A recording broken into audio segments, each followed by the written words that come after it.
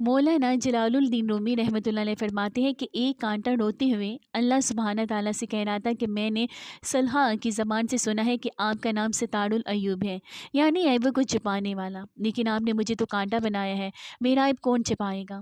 مولانا رومی فرماتے ہیں کہ اس کی زبان حال کی دعا پر اللہ سبحانہ تعالیٰ نے اس کے اوپر پھول کی پنکھڑی پیدا کر دی تاکہ وہ پھول کے دامن میں اپنا منہ چھپا لے۔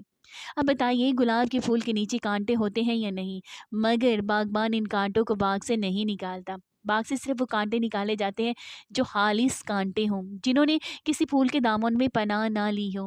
اسی طرح جو لوگ اللہ والوں سے نہیں جڑتے ان کے لیے تو خطرہ ہے ہی، لیکن جو گناہ گار اللہ والوں کے دامن سے جڑ جاتے ہیں، ان کی برکت سے ایک دن وہ بھی اللہ والے بن جائیں گے۔ دنیا کے کانٹے تو پھولوں کے دامن میں کانٹے ہی رہتے ہیں، لیکن اللہ والے ایسے پھول ہیں کہ ان کی صحبت میں رہنے والے کانٹے بھی پھول بن جاتے ہیں۔